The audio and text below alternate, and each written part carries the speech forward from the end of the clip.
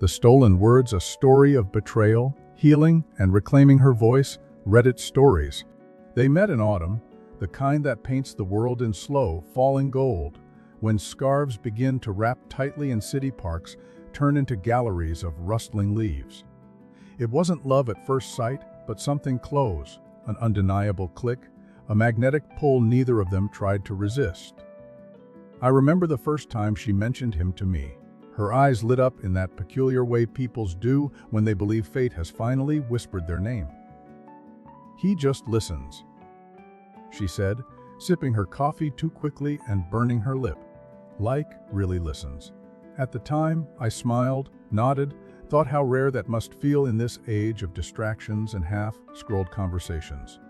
She was always the romantic, the one who wrote letters instead of texts, who kept pressed flowers between pages of books and believed that the universe conspired for lovers. So when she began spending her evenings tucked into his apartment, where the walls were still bare, but the conversations were full, I knew something real was happening. It wasn't just about him, it was about how she started changing. Not in the ways love usually changes people, but more subtle, almost imperceptible ways. She stopped overthinking her wardrobe, started sleeping with her phone on airplane mode, stopped asking what if, and began telling herself why not. And I admired that. For months, she was happier than I'd seen her in years. He brought her chamomile tea when her stomach hurt, memorized the name of her cat even though he was allergic, and sat through her favorite old French films without mocking the subtitles. But beneath the surface, a different story was starting to grow. Quiet, slow, wrapped in silk threads of denial. I didn't see it at first, and neither did she. Or maybe she saw it and didn't want to believe it.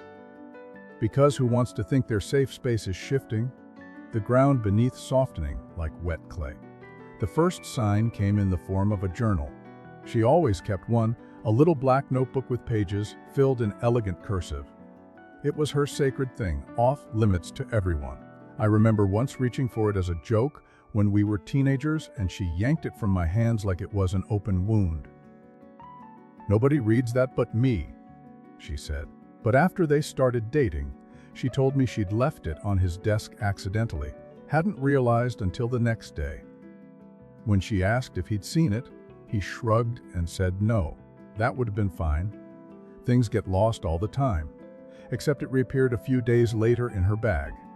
She'd searched that bag, she said. Emptied it, shaken it, cursed it. The notebook wasn't there. Then it was. And she wanted to believe maybe she missed it. But some of the pages had a crease they didn't have before. A corner folded. A faint coffee ring that didn't match her cups. She never said anything to him, not then. Maybe it was easier not to know, to pretend your sanctuary remains untouched. But that was the crack, the first hairline fracture in the glass. From then on, the relationship started shifting. He was still kind, still attentive. But now his kindness was measured, a little too exact.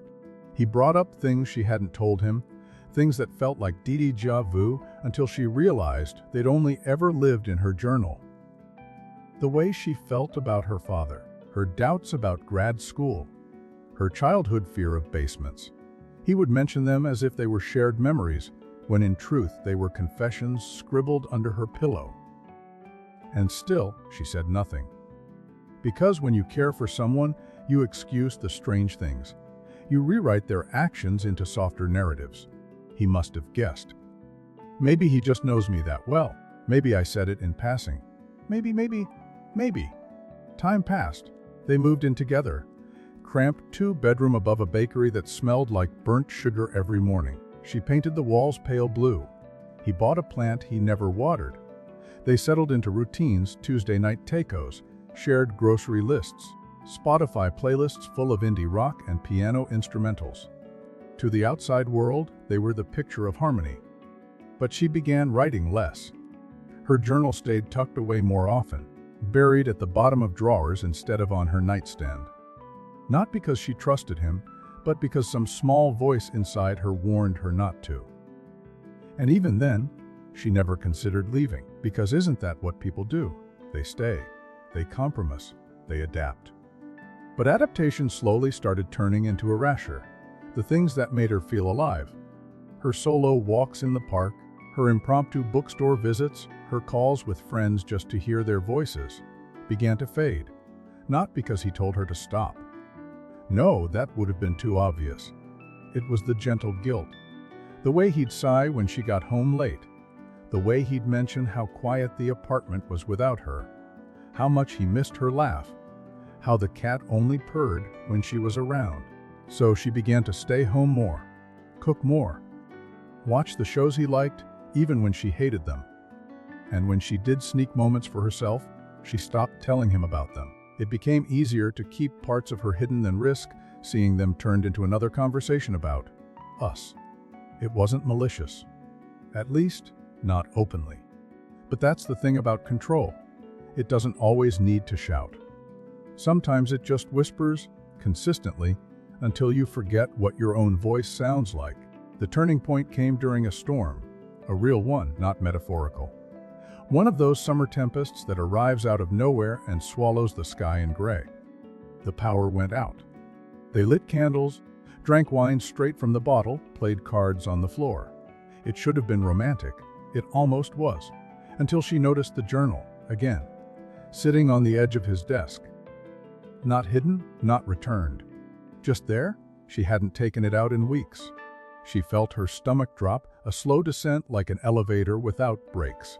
She didn't say anything, just quietly picked it up, held it close, and that night, when he was asleep, she took it into the bathroom and flipped through it. Pages she never wrote. Sentences she didn't remember. Her handwriting, but not her voice. At first she thought maybe she'd forgotten.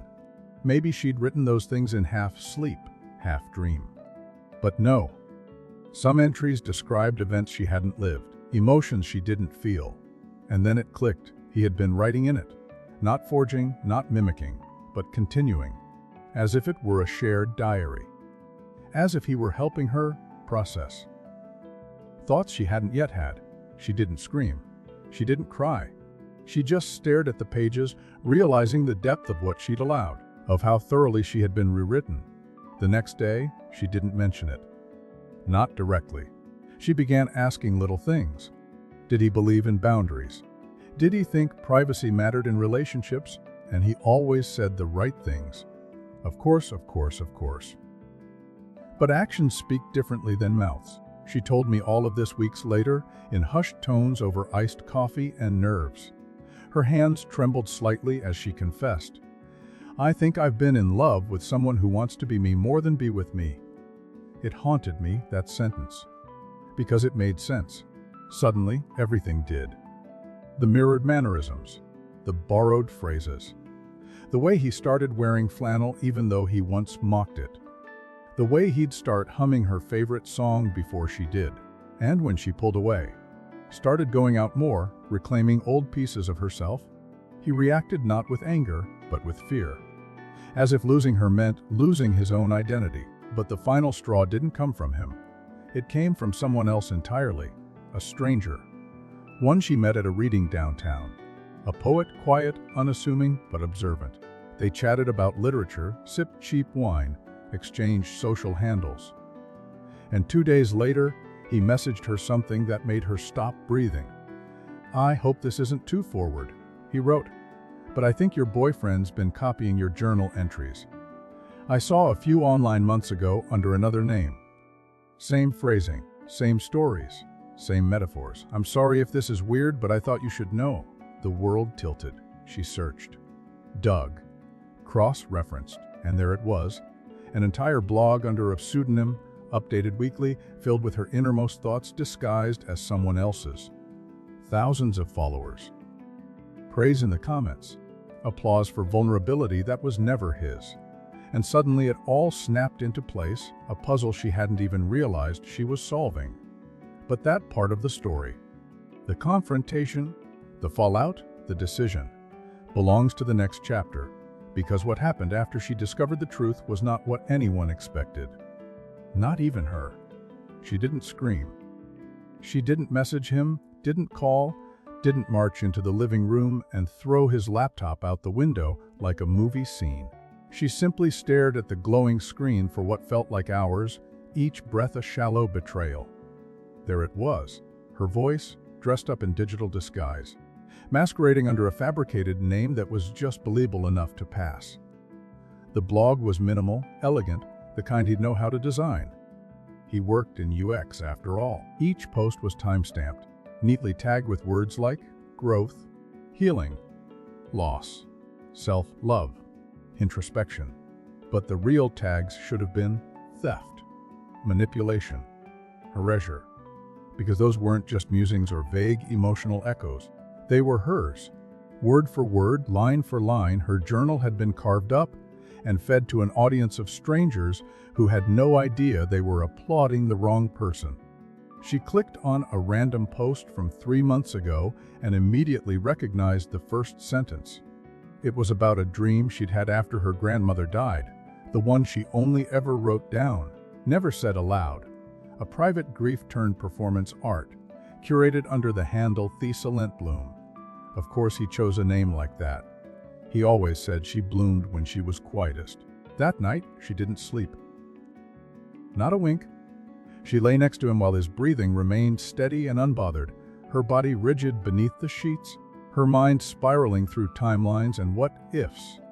She thought of every moment that now felt altered, every supportive gesture that had been a quiet excavation of her soul. And the worst part, he hadn't just stolen her words. He'd built an identity out of them, shaped a version of himself that the world could praise without ever knowing the source. While she doubted herself, questioned her instincts, dulled her light to avoid conflict, he'd been uploading her to the internet one paragraph at a time. The next morning, she didn't bring it up. Not yet. Instead, she packed a bag slowly, deliberately, as though she were folding not just clothes, but versions of herself she wanted to take back. When he asked where she was going, she said, "I need to clear my head," and kissed him on the cheek. He smiled, oblivious. "Take all the time you need," he said. As if the phrase wasn't ironic, she left her phone behind on purpose. She went to stay with her sister, 3 cities away. Didn't give a return date. She spent the first day in silence, walking barefoot on the balcony, writing, not typing, but writing, into a brand new notebook. She didn't name the entries, didn't date them, just spilled her thoughts like poison being drawn from a wound.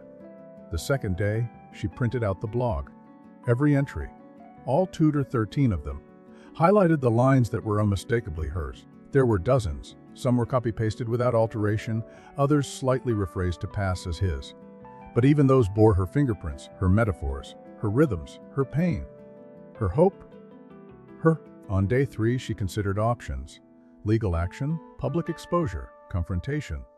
The idea of a dramatic reveal had its appeal, but it also felt performative, like she'd be playing a role in the drama he'd already written. No, that wouldn't do.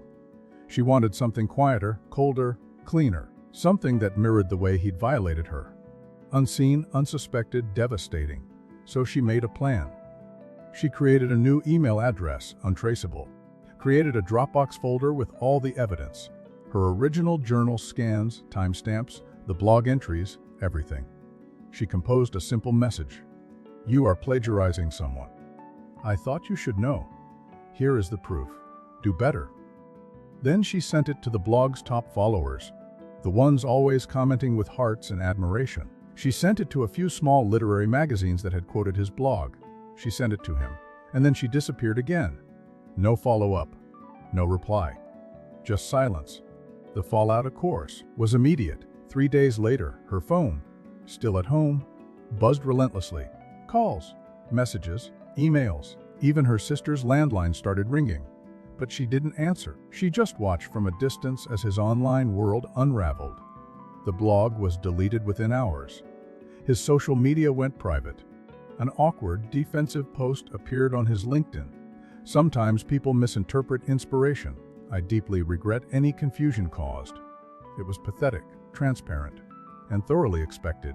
He never admitted anything, not to the public. But she knew him well enough to know that the guilt would metastasize. That's what people like him feared most. Not exposure, but abandonment. losing control of the story, and now the narrative was in her hands. On day 6, he drove to her sister's apartment, knocked it, left a note. It said, "Please, I can explain. I just wanted to help. I thought we were in this together." That was the last straw. That single sentence proved he still didn't understand the magnitude of what he'd done. This wasn't about partnership. This wasn't co-authorship. This was Erasure wearing the mask of affection. She burned the note without reading it again. But the story didn't end there. Because something strange happened. Her own journal, the real one, suddenly felt different.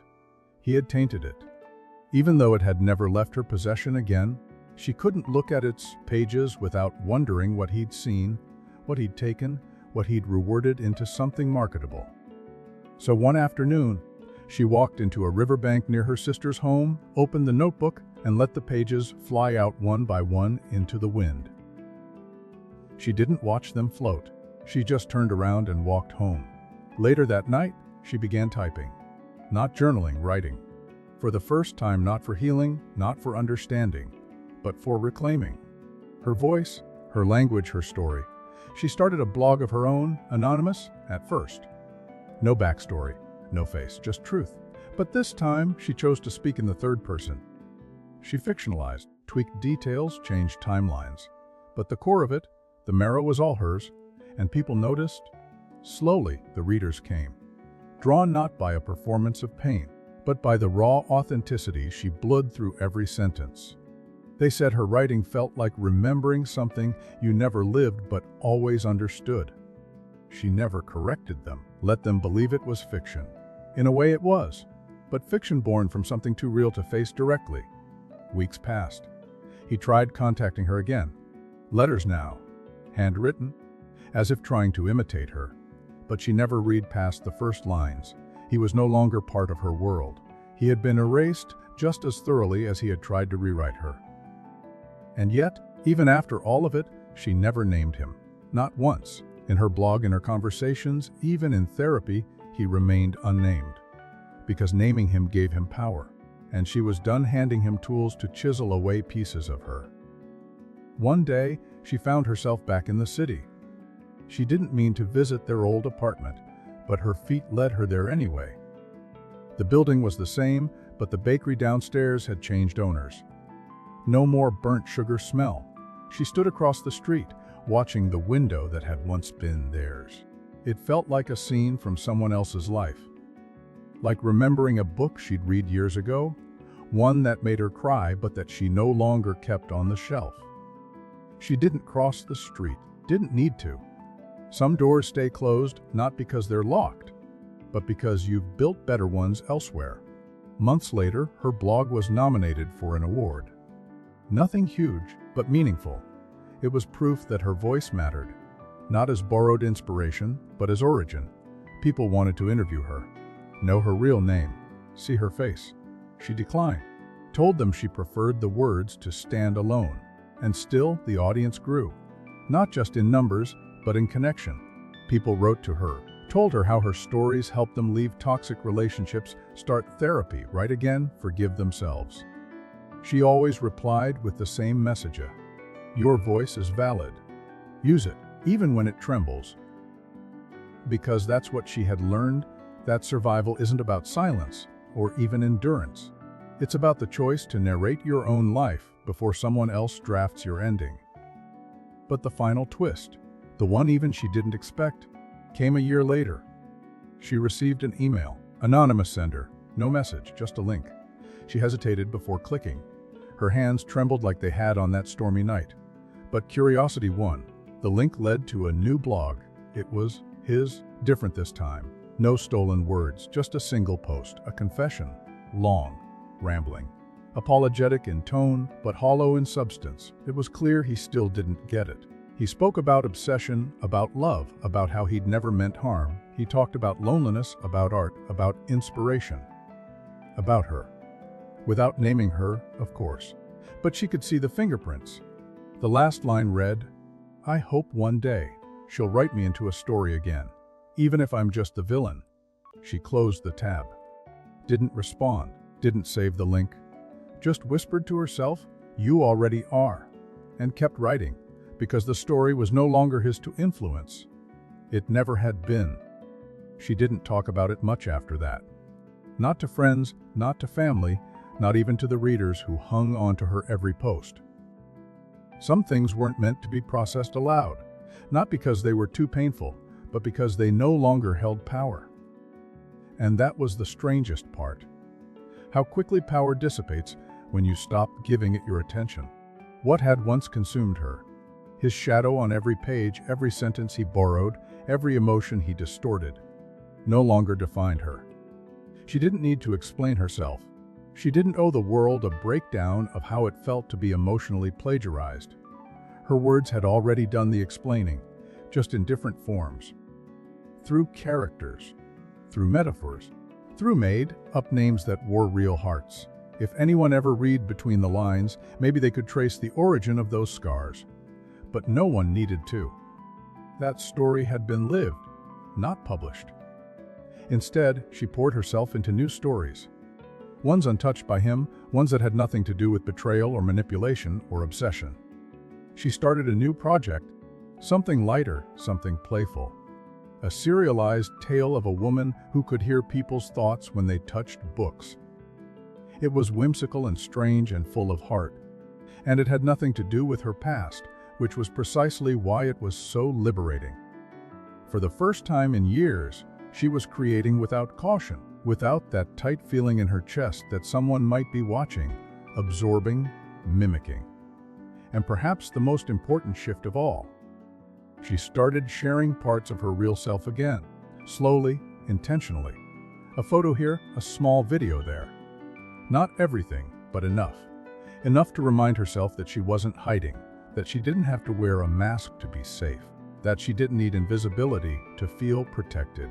She made new friends, too. Ones who didn't know the full story, who liked her for her dry humor, her strange music taste, her knack for making the most ordinary things sound profound. People who read her work and didn't try to decipher her pain, but just enjoyed the ride. It was refreshing, rebalancing. But even as she rebuilt life, real life, kept doing what it always does, testing. Because healing doesn't grant immunity from further harm.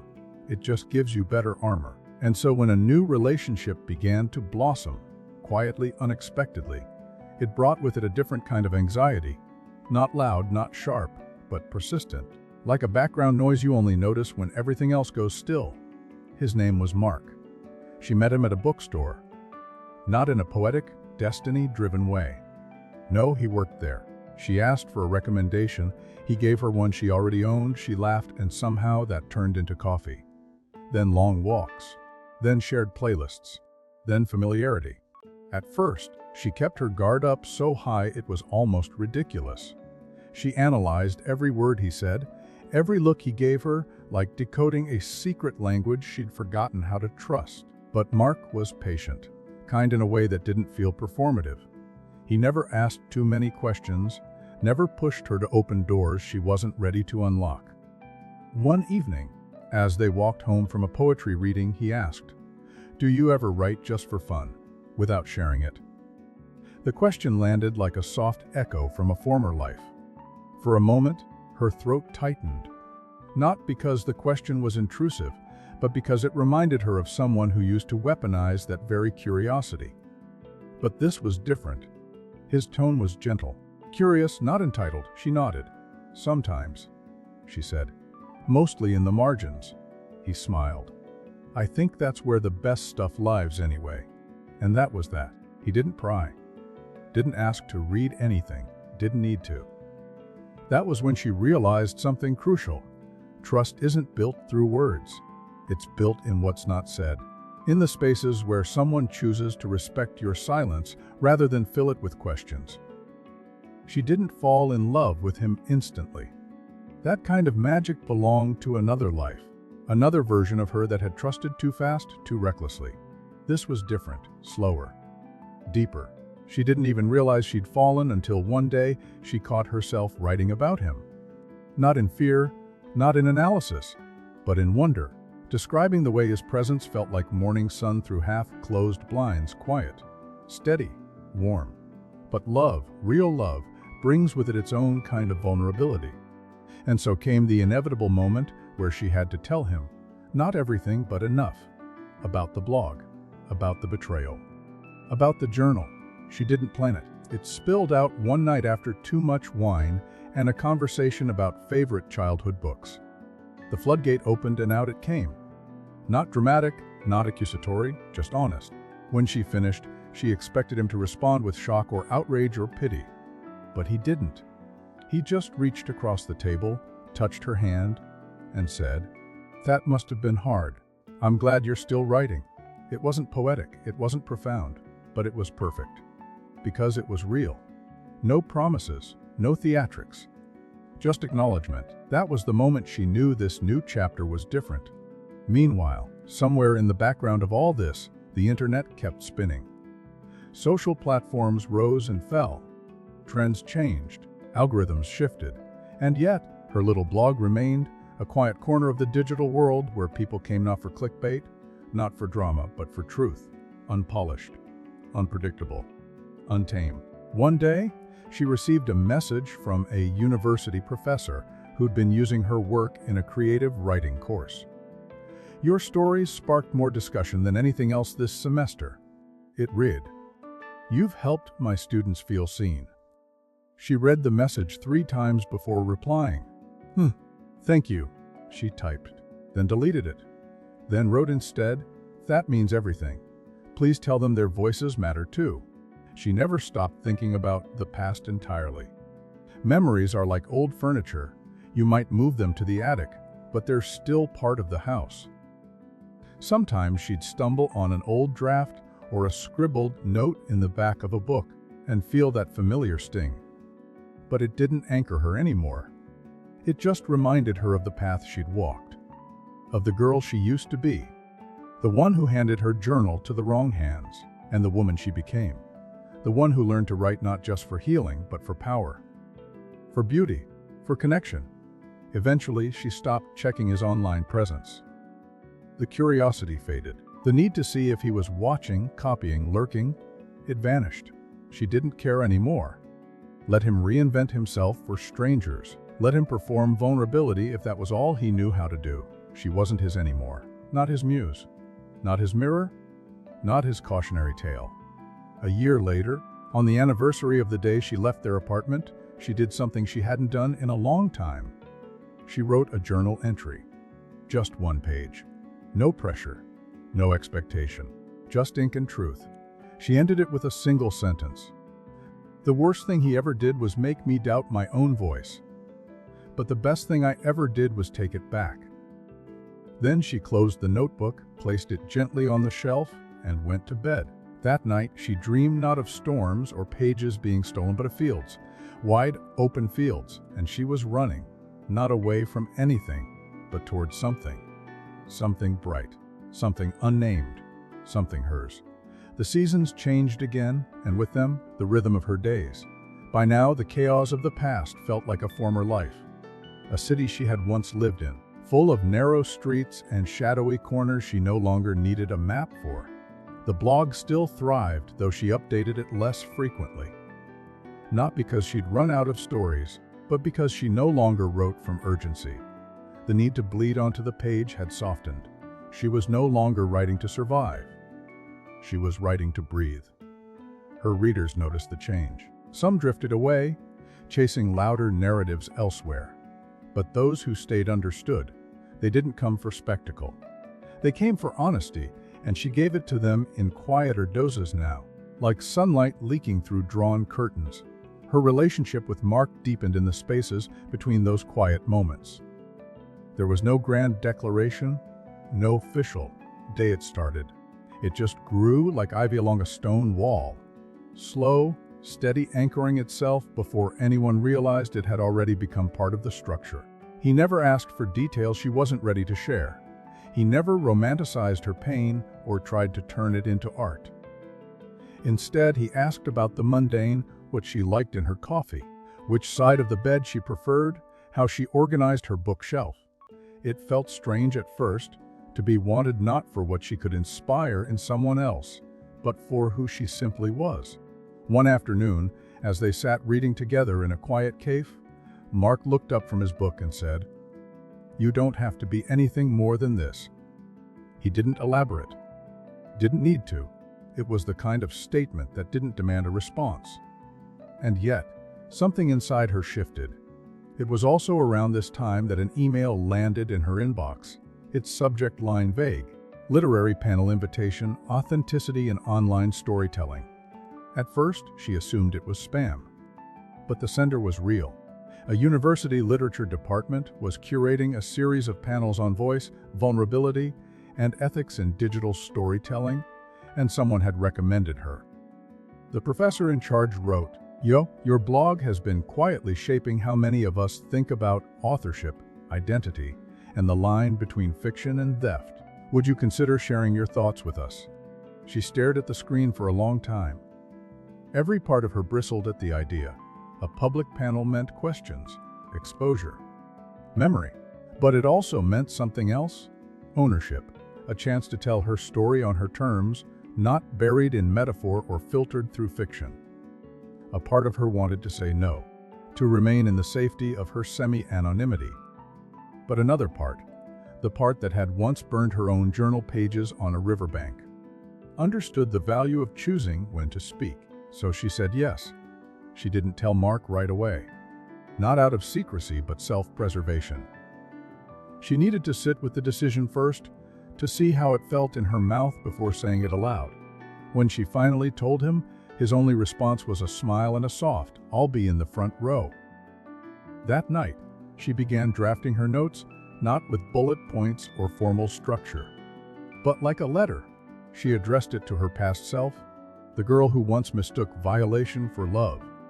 "You weren't weak for trusting," she wrote. "You were human. You saw beauty in someone and assumed it was safe to hand them your voice. That wasn't your failure. That was their theft." As she wrote, her hands trembled, not with fear but release. There was something deeply healing about facing the story not as a victim, but as its true author. The panel took place in a modest auditorium, the kind with creaky seats and 2 bright lights. She wore black, simple grounding. As people filed in, she wondered how many of them knew why she was really there. The professor introduced her with kindness, referencing only what was public: her blog's impact, her voice, her narrative courage. Then it was her turn. She stepped up to the podium, pages in hand, breath shallow but steady. For a moment, she hesitated, not because she didn't know what to say, but because she understood the weight of this moment. Then she began. "I used to write in secret," she said. Not because I was ashamed of what I had to say, but because I believed it was safer that way. I thought if I kept my voice small, no one could twist it. I was wrong." A hush fell over the room. She continued, not with dramatic flair, but with clarity. She spoke of consent, not in the physical sense, but creative, emotional. She spoke about how it feels to have your inner world mined for content, about how some people believe loving a writer means having rights to their stories. "But love," she said, "is not ownership. It is not authorship. It is not permission to rewrite someone else's pain into your poetry." Her voice didn't break once. When she finished, the applause was soft at first, then swelling, not thunderous, but real. Afterward, people approached her quietly. Some thanked her. Some simply nodded. A few whispered their own stories. Private, hesitant, offered like small flames in cupped hands. One young woman pressed a note into her palm before disappearing into the crowd. Later, she unfolded it. It read, "I didn't know what happened to me had a name. Thank you for giving it one." She tucked the note into her notebook, not as a trophy, but a reminder that even whispered truths can echo. The following days were quiet, peaceful in a strange way. The storm she'd once feared had already passed, and now she was walking in the stillness after. She and Mark went hiking the next weekend, just the two of them, no cell signal, no mirrors. At the summit, they sat in silence, staring at the vast sky. "You're different," he said gently. She looked at him, unsure what he meant. "Lighter," he added, "like you're finally holding your own story with both hands." And she was. But life, being life, never stays in one lane for long. A few weeks later, another message appeared in her inbox. This one from a familiar name. It wasn't him, but it was someone who knew him. A former colleague, it turned out, who had stumbled upon the old blog archives that had been resurrected through cached pages and online forums. "I just wanted to say," the message read, "I knew something felt off back then. I should have said something. I'm sorry." She didn't reply. There was nothing to say. But what struck her most was the fact that even now, years later, his actions continued to ripple through people's lives. Not because of who he was, but because of what he took. And it reminded her again of the importance of guarding your voice. Mark asked her once if she ever worried she'd stop writing. "Sometimes," she admitted. "But then I remind myself it's not about being prolific. It's about being present. Even if all I ever write again is a single sentence, as long as it's mine, it matters." He nodded, as if that answer made perfect sense. And it did. By the time summer rolled around again, she had begun a new project, a novel, fiction entirely, set in a seaside town, with characters she didn't resemble, and a plot that had nothing to do with betrayal or journals or identity theft. It was, in her words, a love letter to stillness. She wrote slowly, carefully. She let the characters lead her, not her past. Sometimes she'd catch herself inserting too much of herself into a scene and delete it without flinching. She no longer needed to exorcise demons through her writing. She had done that already. Now, she just wanted to create. The novel took shape. Pages multiplied. A new kind of voice emerged. One that hadn't been wounded, only observant. It was hers, but evolved. And in that evolution, she found freedom. Still, she never stopped journaling. In private, longhand. No more black notebooks, though. She switched to vibrant ones. Yellow, green, deep maroon. She said the colors reminded her that her voice wasn't meant to be muted. And though she'd forgiven herself for the past, she never forgot it. Because forgetting would mean losing the lesson. And the lesson was this: not every person who admires your light deserves to sit close to it. One night, as she prepared to close her laptop, she reread an old blog post, the one she'd written just after discovering the truth. It felt foreign now, like reading a stranger's heartbreak. But one sentence still struck her. "One day I hope I write a story so true, no one would dare steal it. Not because they can't, but because they know it wouldn't belong to them." She smiled. Because that day had come, and now something else was coming. Something unexpected. Something that would twist this new chapter in a direction she hadn't seen coming, not painful, not devastating, but real, tangible, and tied to a question she thought she'd never have to answer again. Can you truly move forward without ever looking back? That question, like so many before it, was about to become a story of its own. Autumn returned like an old song she didn't realize she'd memorized, wrapping the city in familiar shades of copper and smoke. It had been nearly 2 years since she walked away from the version of herself that trusted the wrong person with her voice. 2 years of quiet rebuilding, of choosing gentleness over rage, of learning that healing was not a linear march forward, but a slow spiral, sometimes returning to the same spot, but with softer eyes. The novel was nearing completion. Just a few chapters left, and she could feel it beginning to pull away from her, like a child ready to leave home. Mark would ask how it was going, but he never pushed for details. That was the kind of man he was. Curious, but never intrusive. Supportive, but never staking a claim. And she loved him for that, perhaps more deeply than she had ever allowed herself to love anyone before. It was a love made not of grand gestures, but of consistency, of showing up, of knowing when not to speak. But even in the stability she'd built, life still carried surprises in its pocket. One arrived on an otherwise ordinary Wednesday, when she returned home from the post office to find a plain envelope waiting on her doorstep. No return address. Handwritten. She almost didn't open it. Almost left it on the counter like forgotten junk mail. But there was something about the handwriting, too familiar to ignore, like a word on the tip of your tongue. She opened it carefully, cautiously as if the paper itself might bite. Inside was a single page, typed. No greeting, no name, no signature. Just words, a confession. Not his, but from someone else entirely. I was one of the people who read your journal. It began. She stopped breathing. The letter continued, measured and remorseful, written by a woman who described herself only as a friend of his once. The woman admitted to being shown parts of the journal, read aloud during drunken nights that were dressed up as vulnerability. At the time, I thought it was fiction, she wrote. He never said it was real. He called you the muse, said you didn't mind, said you knew.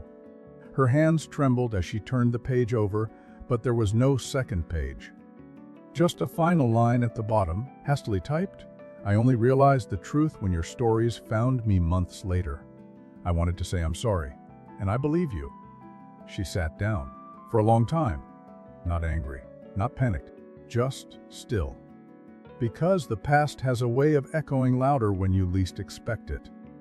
She hadn't thought about who else might have seen those pages, hadn't considered that her most private thoughts might have been passed around like party favors. But now that she knew, she felt something unfamiliar, not shame, not even rage, just grief. For the girl who had written those pages with trust in her hands and the world behind her eyes. Grief for the version of herself that had been consumed by someone who mistook proximity for permission. She stared at the letter until the words blurred. Then she folded it neatly and slid it into the back of her newest journal. It didn't need a reply. It wasn't a question. It was a closed door swinging one final time before settling. She didn't tell Mark right away. Instead, she went for a long walk alone, under a canopy of reddening trees, trying to figure out what this resurgence of the past meant. If anything, it didn't undo her healing. Didn't unravel the years she'd spent piecing herself back together. But it reminded her that echoes can still bruise, that even after the wound has scarred over, memory can still sting. That night, Mark noticed the shift in her energy but didn't press. He simply made tea, sat beside her, and waited. When she finally told him, she didn't cry. She didn't even raise her voice. She just said, "There were more witnesses than I realized." He nodded slowly. And you're still standing," he said. That was enough. In the days that followed, something began to change in her writing. Not a regression, not a fear, but a newfound clarity. She started editing the novel with a sharper edge. She cut out the softness she had once added to make it more digestible, replaced it with a kind of elegant honesty she hadn't dared explore before. The story still wasn't autobiographical, but now it vibrated with a deeper truth. She wrote not to explain herself, but to declare, I am not a voice you can borrow. I am not a page you can pass around. The words poured out faster, freer. By the end of the week, the novel was done. Mark took her out to dinner that night, a quiet celebration just for the two of them. They sat by the window of their favorite restaurant, the one with flickering candlelight and old jazz records spinning softly in the background. She wore the same dress she had worn to the panel months ago. Black, simple, grounding. As they sipped wine and shared dessert, Mark raised his glass. "To your voice," he said. She smiled. "To finally owning it," she replied. The next morning, she sent the manuscript to her agent. A week later, they called. "This is the best thing you've ever written," they said. Raw, brave, unflinching. She said thank you, but what she wanted to say was, "It's the first thing I've written that's entirely mine." A few months later, the novel sold. A real publisher, a real deal, a real cover. When she held the proof copy in her hands, she ran her fingers along the title, feeling every raised letter like a rebuke to her past. The dedication was short, quiet, but deliberate. For the girl who wrote in margins, "This is your margin no more." Bookstores reached out, panels, interviews, podcasts. At first, she declined most of them. Not out of fear, but because she didn't want to become the girl with the stolen journal again. She wanted the work to stand alone. But eventually, she said yes to one. Just one. A podcast hosted by a woman she admired, someone who valued nuance over clickbait. They talked about writing, about fiction, about the strange alchemy of turning wounds into prose. Toward the end, the host asked gently, "What do you say to writers who fear being copied or misunderstood?" She paused, then said, "Guard your truth. But don't hide it. The moment someone takes your words without permission, they stop being powerful. What makes them powerful is that they're yours. And no one can write like you do. Not really. Not the way you live it." When the episode aired, the response was overwhelming. Messages flooded in from writers, artists, survivors, strangers who said they finally felt seen. But buried among them was one message that stood out, no name. Just a single line, "See it now. I see you now. I'm sorry." She didn't need to ask who sent it. She didn't reply. Instead, she deleted it. Not out of spite, but because the story was over. That winter, she and Mark took a short trip to a cabin in the woods, just snow and silence and books. One night, as they watched the fire crackle, he turned to her and said, "I know you don't like talking about the past. But can I ask one thing?" She nodded. "If you could go back, would you stop yourself from ever writing in that journal?" She thought about it for a long time, then said, "No. Because even if he stole my words, they still came from me. And in the end, I got them back." He didn't say anything after that, just kissed her hand and went back to his book. That night, as snow fell outside and the world grew quiet, she opened her journal and wrote a single sentence. "The girl who once wrote in hiding is now read in the open." And she never needed to apologize for surviving.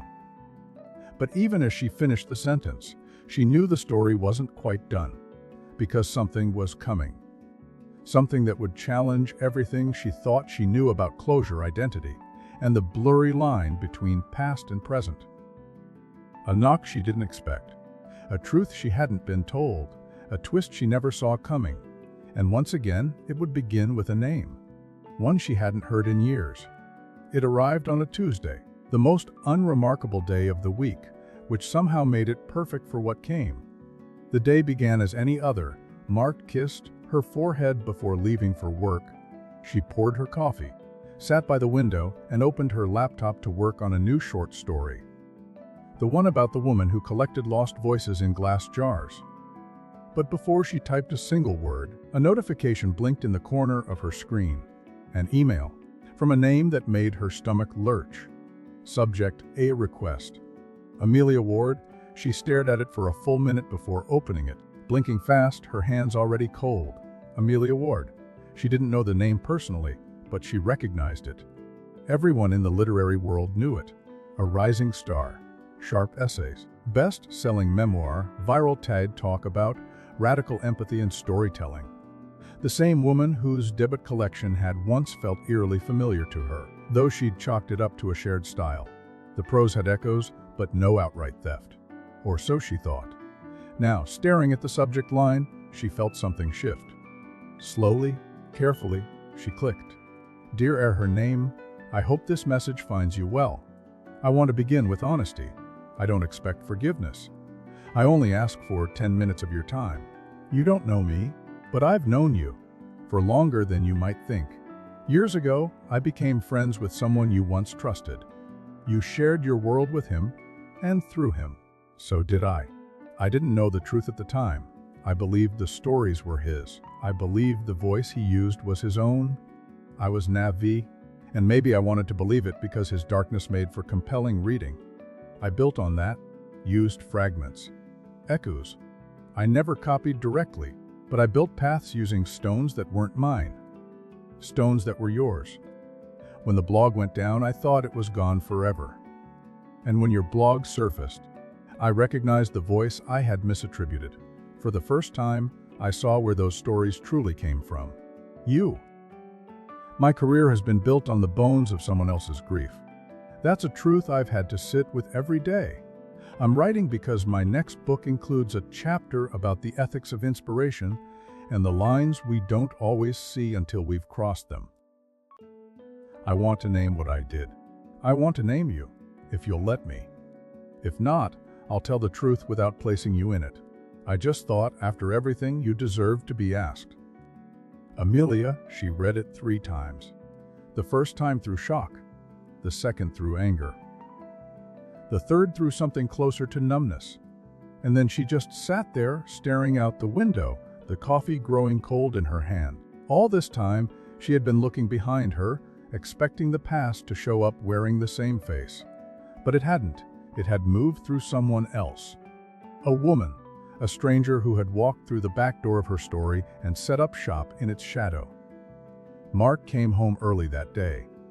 He saw the look in her eyes and didn't ask until she spoke first. "Do you remember Amelia Ward?" she said softly. He nodded. "Didn't she write that thing about memory and inherited trauma?" She nodded. "Yeah," she said. "And she also used my voice to do it." But they sat together in silence. She showed him the email. He read it slowly.